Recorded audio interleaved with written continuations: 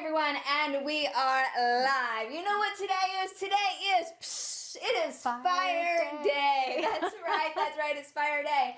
We are so excited, even though I know if you're in Virginia, it's a little bit gloomy. We had one heck of a storm last night, Brandy. What, did you wake up? I woke up. Not only did I wake up, I don't know that I've been back to sleep. So I have a big cup of coffee, right around the corner. Yeah. I think so too. I had one kid that jumped into bed last night, but let's get right to it. So we are on Fire Day. What happens on Fire Day? We have a special guest with us. Let me tell you. So I'm Vanessa Lane. I'm your CCO of the Phoenix Factor and Girls on Fire, and you are Brandy Holloway. Woo! She is your CEO. Let me tell you, she is hot. Let me tell you. And who we have? We have someone equally hot on the other end of this. Someone actually from Vancouver. Do you hear that? Vancouver. So who we have is we have ROB Balasabas, and he is the social media and community strategist for THINKIFIC. Congratulations. Welcome to Fire Day, Rob. Hello. I need to get more coffee to come up to your level right now. It's gonna be a fun live. I have my coffee. I'm good. I'm ready.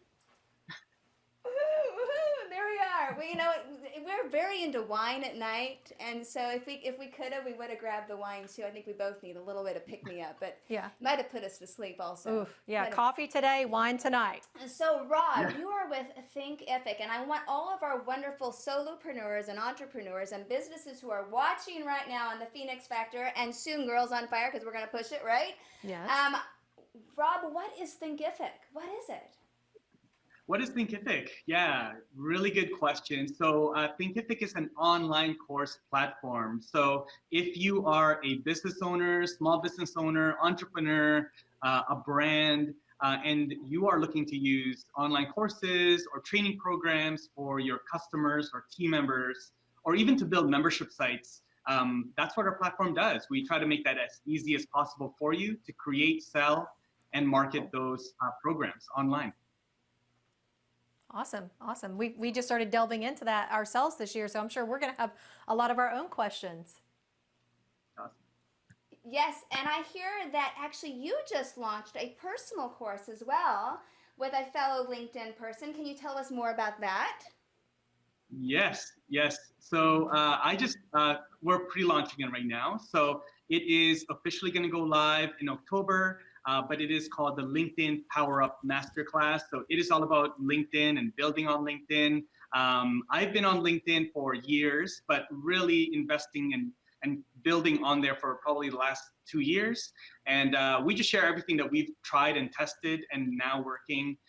And my partner on that course, Brian Schulman, has been building on LinkedIn, creating content for the last 15 years, every single day, as far as I know. So he is very active, and he's built an amazing brand on there. So yeah, we're gonna have fun. We're gonna teach it live for the first run around, and then we're probably gonna do it again in November. So yeah, awesome. We love Brian. So we love Brian, and of course Brian is an amazing storyteller, and we watch your videos, Rob, as well. And you are an amazing storyteller as well. So social media and community strategist, that's the title that you have. I want to know a little bit more about that. So because I see your videos, I see your social media, but how did you get to where you are at THINKIFIC today? I think everybody and all the women and all the entrepreneurs would love to hear a little bit about your backstory, about your journey in life. Yeah, so before THINKIFIC, I was working at a digital marketing agency. So I really that's really where I learned all the things about sales funnels and building websites and landing pages and paid ads and social media and all those things. Before that, I was using social media just for personal accounts and family pictures and things like that. But I really understood the business side of digital marketing through the agency, my time in the agency. And so an opportunity came up with THINKIFIC. Basically, at the time, there was like 10 people at the company, and one of my buddies was part of the marketing team. He was essentially the marketing team. There was only 10 people or 12 people at the time. And he called me over, we had coffee, told me what THINKIFIC was doing and what their mission was to get education more accessible globally through their platform. And and sort of like put together business and education so that it could go further. And 2 weeks later, I was at a desk. I was working there. So here I am. So started in support. And then a couple months later, transitioned into marketing and managing our social media channels and also our online community at the time. Awesome. So I know I've been studying a lot for the last year. And one of the really specific questions that I really wanted to ask was, we're in this age of information. We're overloaded. All the platforms are saturated. So when you're helping people create these courses or you're putting these courses out, what are some tips that you can give to other entrepreneurs out there? I know you work with a lot of solopreneurs that are putting these courses out to kind of maybe give them an edge so that people will gravitate towards their online courses. Yeah, absolutely. So, much like videos, right? Like it always comes back to what I do on a daily basis, and I create videos and I talk about things, like LinkedIn strategies or social media strategies, and I'm not the only one out there, right? There's lots of people that talk about different topics, and so I think what makes you unique is your voice, your experience, what you've learned and how you share that with the world. And so that's really how a lot of successful online course creators have done as well. So they've just really translated that because there's people that gravitate to them and want to learn from them specifically, right? So they either relate to their story or their journey or their, sort of like their experience, and they see them now and like, hey, I want to do what you've done. And if this course is going to help me with that transformation from where I am to where you're at, then I want to take that course. You're my shortcut, right? So that's really what an online course is.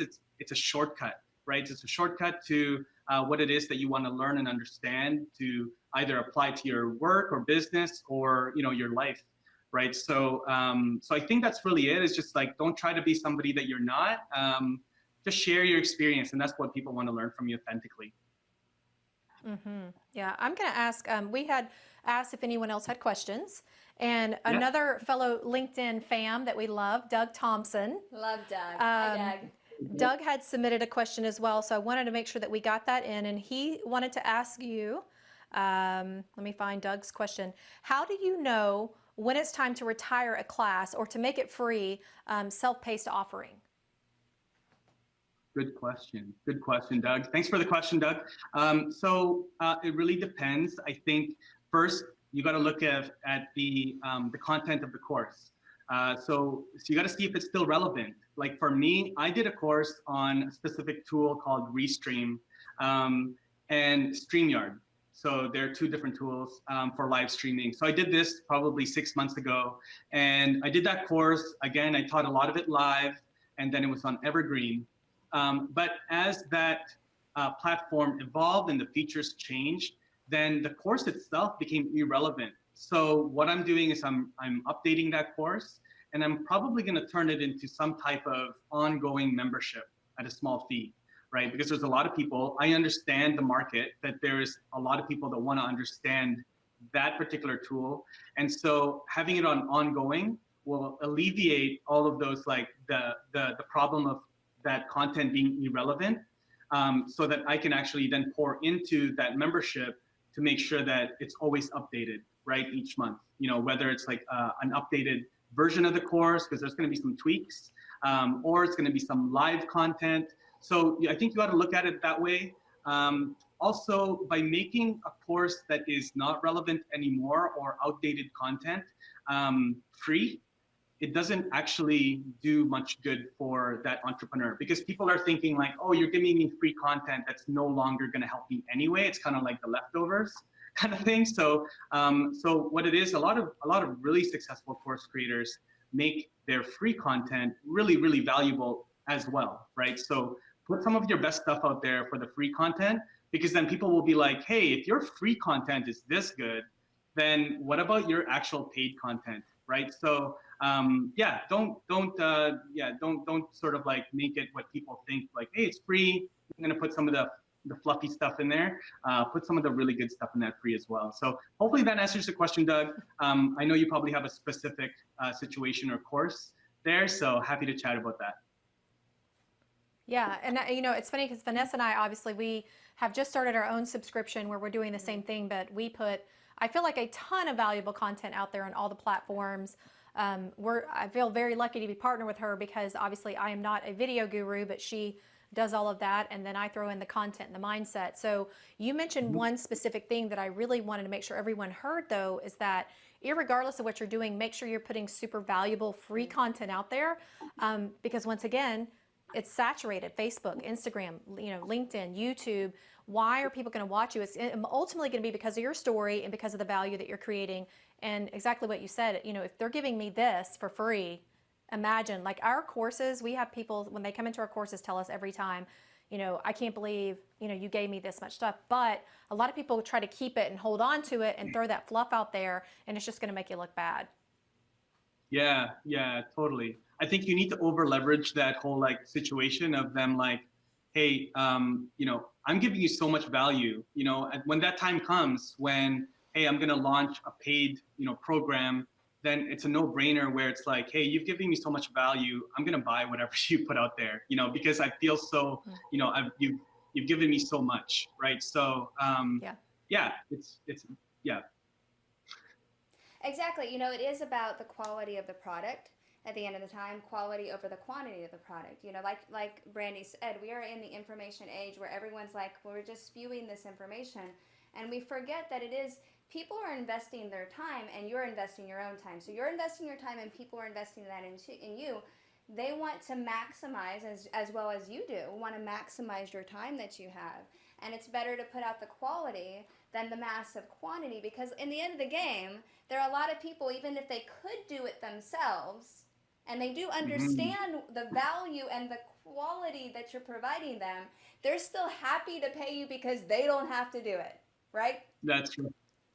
That's so true. So this actually is a really good segue into something I want to share, is that a lot of people look at online courses as only a way to make profit, right? Meaning hey, I'm going to build a course and I'm going to sell it for a price. Whereas a lot of course creators and a lot of service providers, consultants, coaches, they're using courses for free, right? They're giving courses away for free because it's a way for them to relay the benefit and the value of what it is that they are doing for their clients. So it's like, hey, somebody, inquires about, say, LinkedIn consulting or LinkedIn marketing. Say, okay, cool. Here's my course. You can totally take it for free. It's all about LinkedIn marketing. I typically charge for this, but you can take it for free, Mr. Potential Client. And they'll take it, they'll understand where your head's at and actually the value of what you do for them. And then they'll realize that, hey, that is a lot of work, what you just shared with me. So if you can do that for me and I just have to pay you X amount of dollars per month, let's do that instead, right? Let's do that instead of me trying to do that for myself.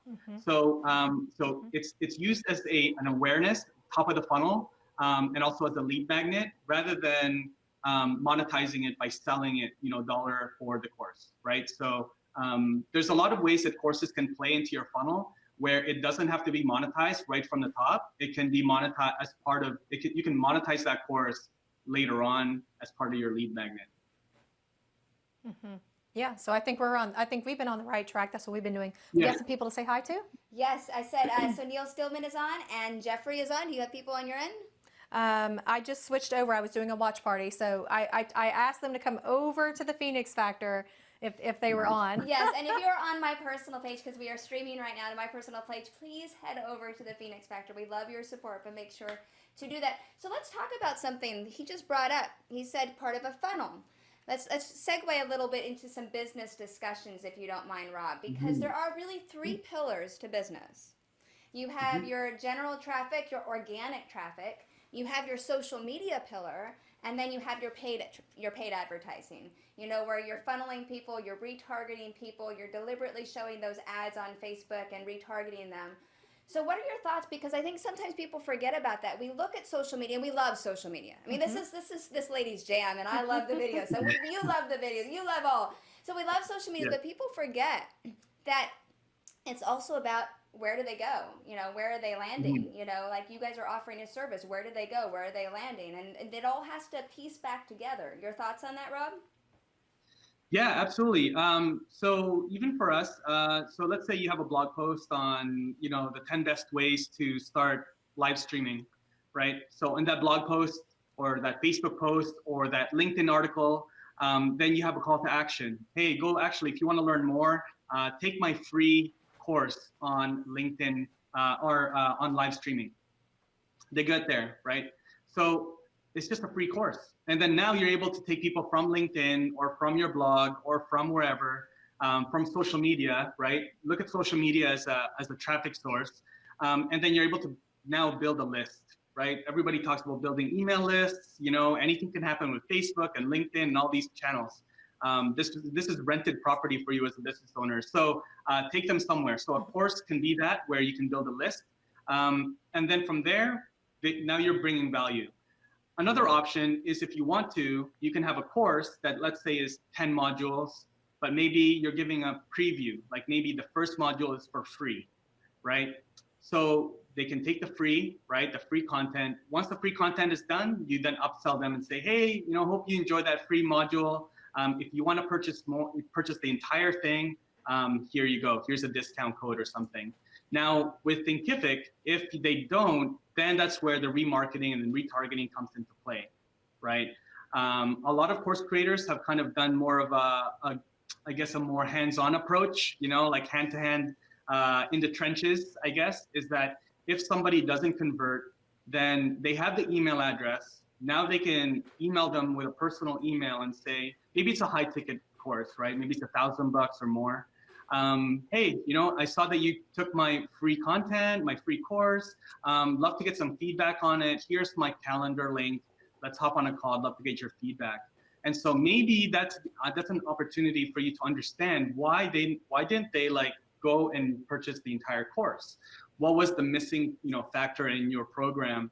And so so those are the different ways. If you look at social media as a traffic source, and then as a source to then retarget, but retargeting to obviously people that know you already.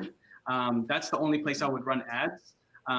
Unless the whole ad space, we can probably talk about that forever. But from what I see, we only do ads to people that already know you. They already have interaction with you. We're not trying to do ads to cold traffic, but everybody has a different strategy. Yeah. Awesome. So I just want really quick, we had Michelle Matthews-Eckert jump on, Tammy Sears, Joseph, I hope I say this right, Safele. And I just want to give them a shout out really quick. And I want to give a shout out to Janelle Bailey-Keene. She said exactly, it's a sample. If you were sampling a caterer and the free tastes bad, why would you book them? That is true. So Janelle Bailey-Keene, Rob, she is a fantastic creative designer here locally. Let me tell you, she makes all things beautiful with flowers, with events. We just had the music industry person that came in. What was his name? Something on the water. What's his name again? I'm are you talking about Pharrell? Yeah, Pharrell came into town. Sorry. Pharrell came into town.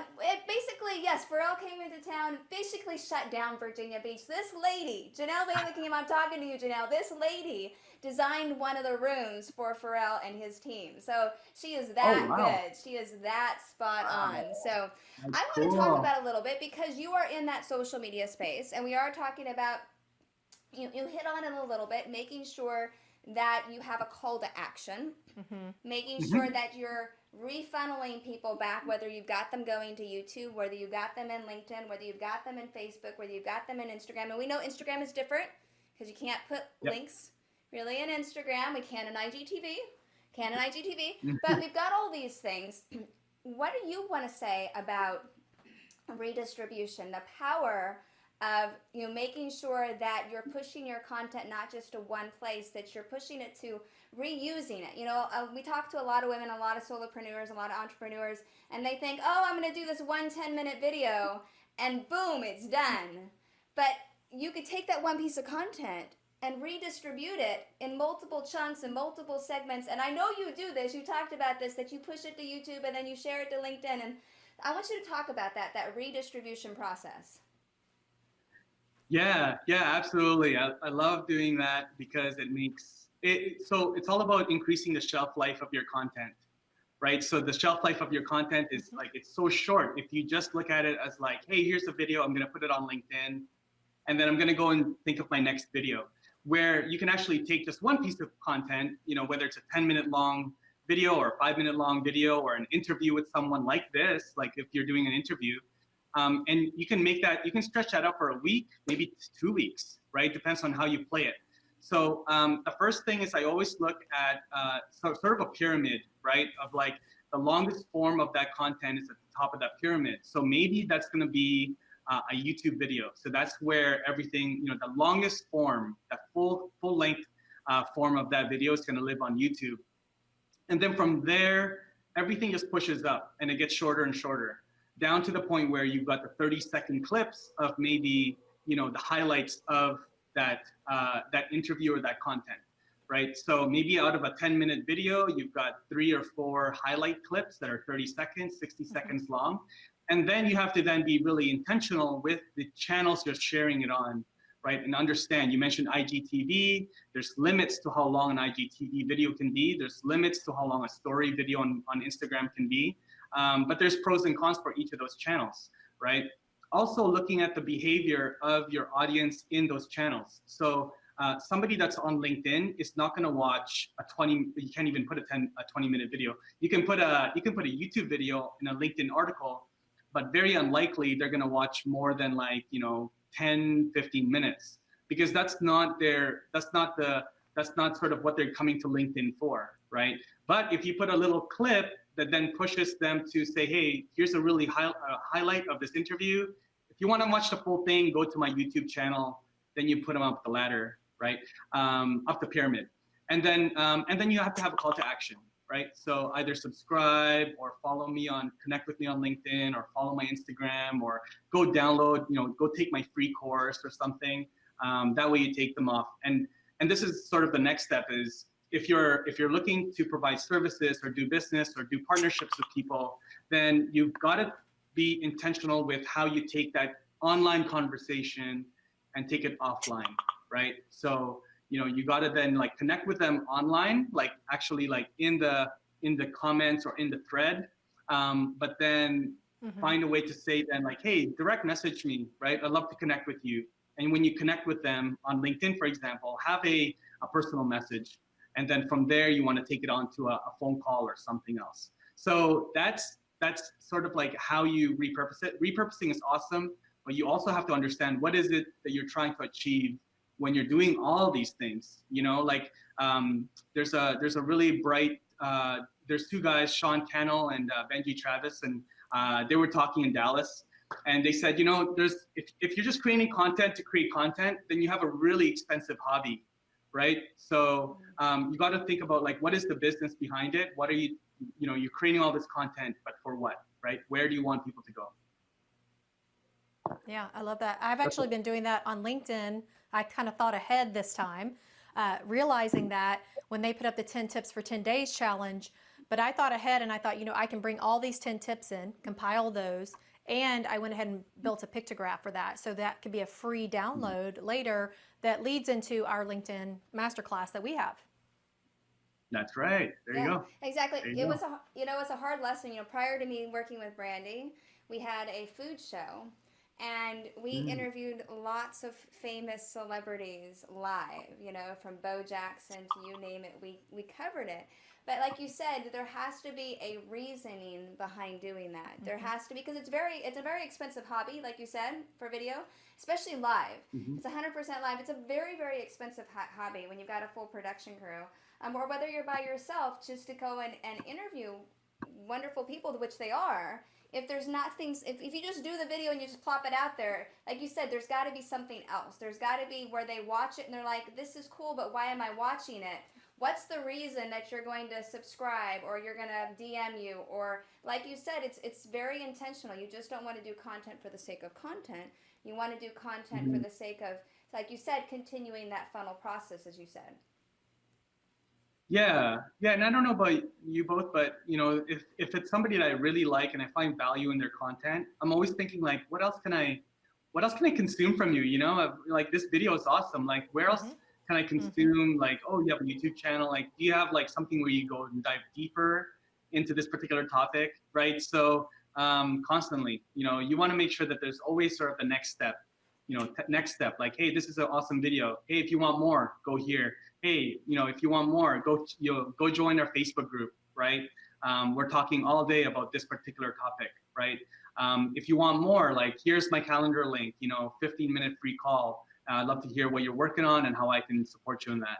So there's always got to be sort of the next step.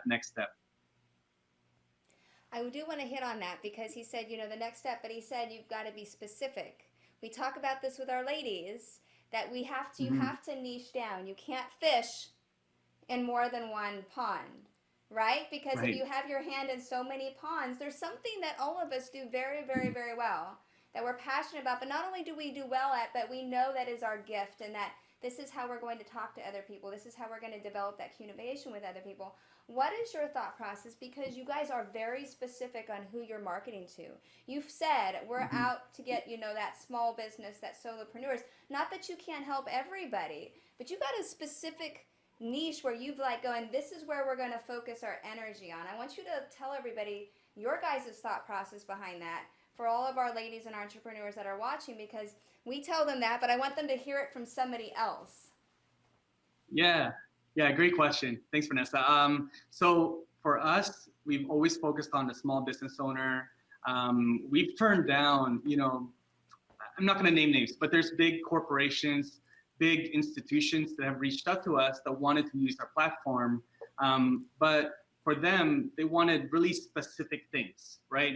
And so as a software company, as a startup, small business, really, like small, medium-sized business now, but we're limited to the number of resources that we have. We're limited to the number of developers that we have. And so, if you're deciding to do something, that means you're deciding to not do something else, right? So for us, we focused on small businesses. And now as we are growing, then, we actually hired our first VP of sales a few months ago. And so he's built a sales team that now we validated it, that there is an audience, there's a need for that for enterprise and mid-sized companies for our platform.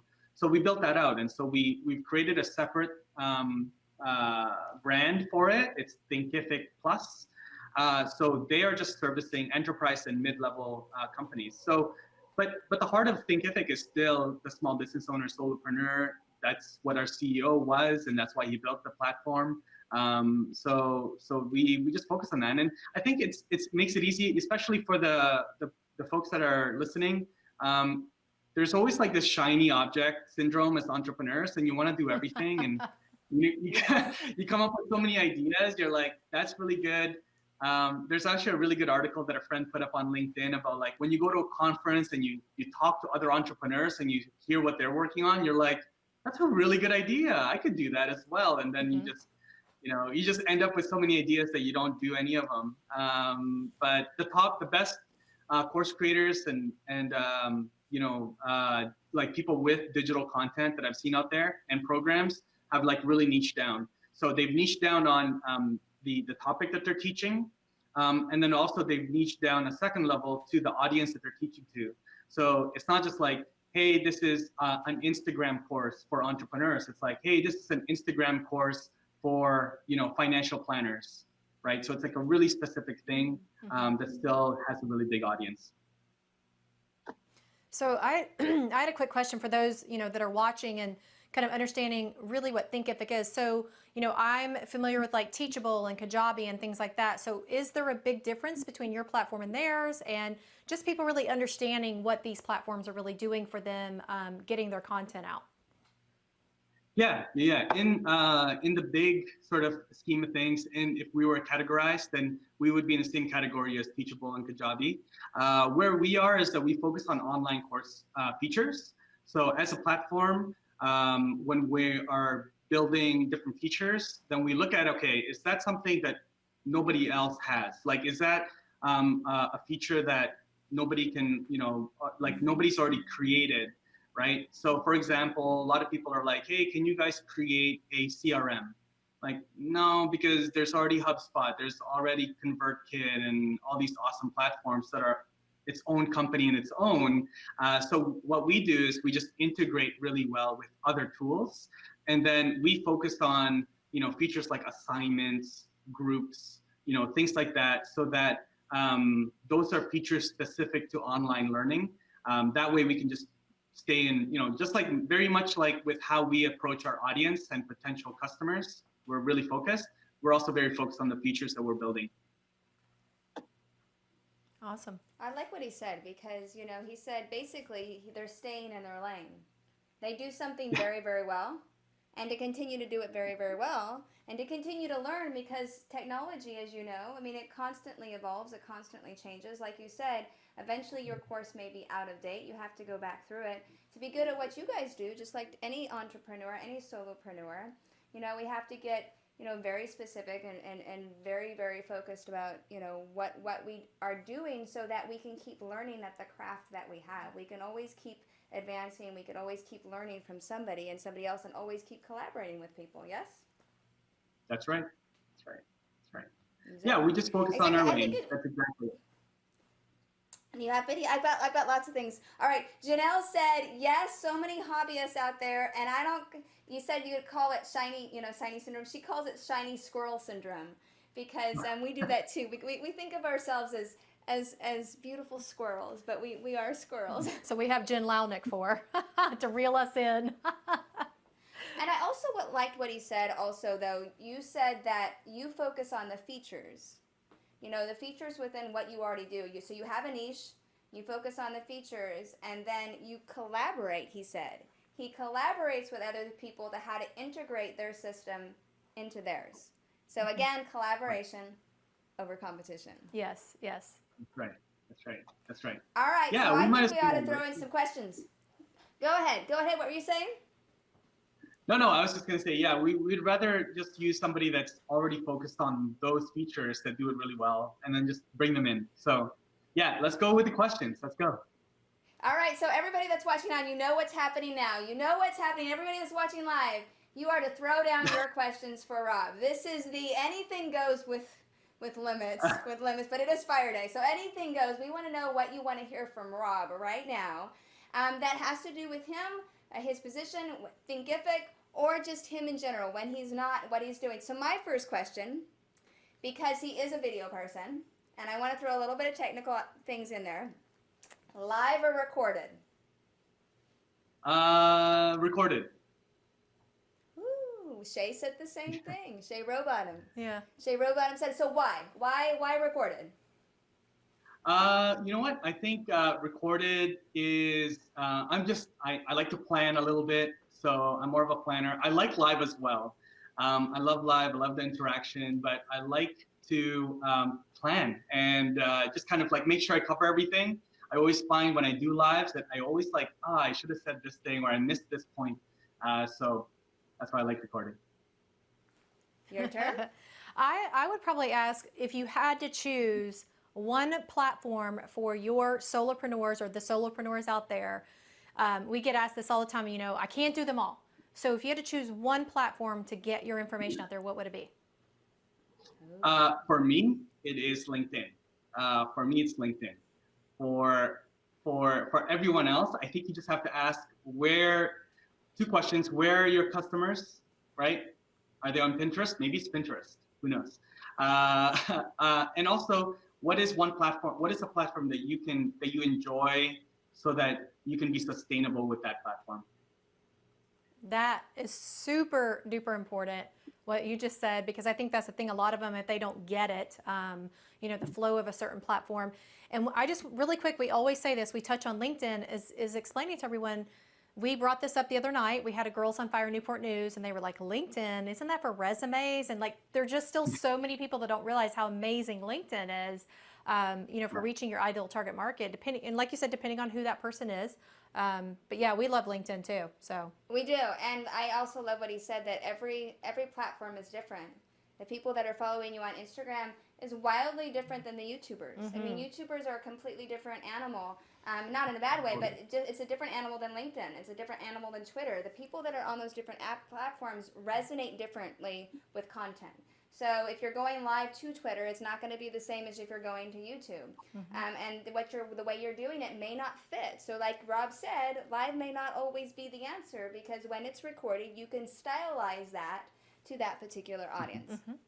Right. All right, guys. So I'm going to throw out, because I'm a foodie and I love food. And we know I love to eat. So favorite, because you are from Vancouver, and it's been over 2 decades since I've been to Vancouver. Favorite local food? Favorite local food? So right down here, I showed you guys our office, but right downstairs, every Wednesday, there's this food truck called Super Thai. It's the best Thai food ever. Yeah, so Super Thai, I love Super Thai. And then there's another place here called Mad Greek, good Greek food, good souvlaki. So I know it's one, but yum. Yeah. All right, your turn. That was my main question. I just want to ask the platform question. I have another question, because I'm a video person and he puts out videos. So favorite video app? Ooh, good one. Favorite video app? Oh, that's a good. Man, I'm so simple. And there's a lot out there. What do I use? I'm just looking on my phone really quick. But I use favorite video app. There's a tool that I use called Quick. So there's two versions. Yeah. So there's Quick, which is for like closed captions, and then there's also Quick by GoPro, QUIK, that just like makes really quick like short social videos. So puts all the effects and stuff like that. And I know that you do a lot of your work on your desktop, as do I. You know, for me, even though I do, when I'm on this woman is a badass when it comes to editing on her phone. And I love my phone, and I love LumaFusion, I love InShot, and those are apps for the phone. But when I get in front of my computer and my big monitor, I can just knock out video after video after video. And I know that you have an amazing, I'm sure, computer that you can knock out video after video after video because of all your amazing tips. If you haven't followed him, you need to follow him. But, you know, technology has come such a far way that there are great tools, like you said, like Quick. I know Brian Schulman uses Quick. So those are great ways that when you're on the go, right, and you're in car lines, like we know what it's like to be in car lines. What do you do, Brandy? I tell people every day. So like literally this new school year, for an hour and hour and a half, hour and 45 minutes, I'm gone, sitting in a line, picking up my 2 children. So I spend 20 minutes in each line, literally either doing a video or going live in my car by myself making a video, or just repurposing. So there's always time to do that.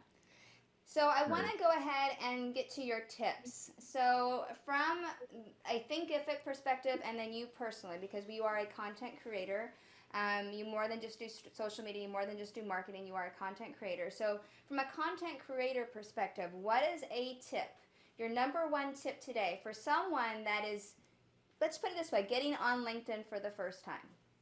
What would you tell that person on LinkedIn is your number one tip? Yeah. So my tip would be just be yourself and create a video. Use videos, right? So I know it's something that a lot of people are it's terrifying. But just know that there's a community on LinkedIn, and there's a lot of people out there that are just doing this for the first time as well. And for those of us that have been doing it for a while now, I personally love seeing people come to video for the first time, right? Because it's almost like an epiphany of like, hey, there are people here, and it's actually not so bad, right? And on a technical side, right, LinkedIn loves videos, right? They love videos. That's why they've launched LinkedIn Live. They have a ton of their video feature itself is always evolving. So I got the opportunity to meet some of the people from the LinkedIn video team at VidCon earlier this year, and this is really something that they want to double down on. So if you're creating more videos, it's going to get more reach, more engagement. So create that first video and just be honest. Say, hey, this is my first video. You know, it's not going to be perfect, right? So just tell people what you do and who you're looking to connect with in that first video, and say, hey, if you know anyone that's looking to write a book or publish a book or something or whatever it is, hey, I'd love for you to tag them down below. I'd love to connect with more, self-publishing authors or more gardeners or, anything. So create that first video on LinkedIn, and then you'll see the conversations that you get and the community that starts building around you for that. It's going to be really tremendous. Awesome. Nice. Yep, great tips. Perfect. Yep, perfect tips. All right, so we are winding down to that time of day. I want you to go ahead because let me tell you, ladies and gents, if you have not met this content creator, this live streamer on LinkedIn Live, you are missing out. So Rob, I want you to both to let everyone know where they can follow you personally and then two, where they can follow THINKIFIC. THINKIFIC. Awesome. Well, thank you so much to the both of you for having me on. It's been really fun. Yeah, THINKIFIC is really easy. Just THINKIFIC anywhere on LinkedIn, on Instagram, on Facebook. We have a private Facebook group with over 16,000 course creators, so you can just join the group for free, start the conversation. Our team hangs out there as well, so you'll meet a lot of the THINKIFIC team members, and they're answering questions in there. So yeah, go connect with us on there. Myself, it's just ROB BALASABAS. So you'll probably have to find my name in the post somewhere and copy and paste it because my last name is very long. I did that. So just copy and paste my name on LinkedIn or Facebook. You'll find me. I'm also on Instagram and on YouTube as well. So yeah, I'd love to connect with you and answer any questions that you have. Awesome. Awesome. Thank you, Rob. Thank you so much. All right, everyone. So we are that time. So again, we have been on fire day, and we have been on fire. It's been smoking in here, let me tell you. We have been amazed and blessed and honored to have ROB BALASABAS with us here this Friday. Again, he is the social media and community strategist with THINKIFIC. Please go check out THINKIFIC. Please go check and follow him as well. He is a wealth of knowledge. He gives great video tips, great tips in general. You are Brandy Holloway. And don't forget, this badass woman and myself will be where on Monday? Yes, we'll be at Supper Southern Morsels in Norfolk for Girls on Fire. That's right, and I think we have some special announcements that we're going to be announcing that night. So, ladies, if you are a lady, you best be there on Monday because we've got some things that are coming. I think I'm going to give them a little hint before we hop off. If anybody that's still on, if you guys come, or ladies, because this is women only for Girls on Fire, if you attend the event, every single woman that attends the event on Monday, because as you guys know, Vanessa's birthday was this week and mine's coming up, so it's our birthday month and we're going to give back, right? We're going to give gifts. So every single woman that attends Monday night will receive a gift certificate worth anywhere from $25 to $75. Every single woman that attends. Right? Wow. Right, Rob? That's great. I'm hop on a flight right now. No, I can't go. I'm not even allowed. It's going to be on fire. All right, ladies. So that's where we're going to be. You don't want to miss this. We're going to be at Girls on Fire Monday on the 16th, Supper Southern Morsels. We kick that off at 6:30. We kind of cool things down by 8:30. Of course, we're usually hanging out as long as possible, usually till 9. And then the following week, we're going to be in Richmond. And then in October, man, you guys are going to be joining us in D.C., and I know you will because, of course, we're going to be live, I'm sure, for part of it. Again, you are Brandy Holloway. I'm Vanessa Lane, and this has been ROB BALASABAS with THINKIFIC. Thank you so much for joining us, Rob. Thank you, everyone that's joining us live, and we will see you for another guest, maybe even on location next week or next Friday for Fire Day.